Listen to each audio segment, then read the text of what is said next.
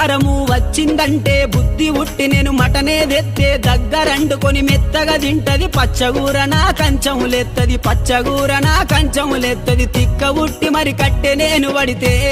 నా ముద్దుల పెళ్ళము తల్లి గారి బాట పడుతదమ్మా నా రంకుల పెళ్ళము వద్దంటే వినవే ఓయమ్మా నా ముద్దుల పెళ్ళమా మంకు పడితే మానవే ఓయమ్మా నా రంకుల పెళ్ళమా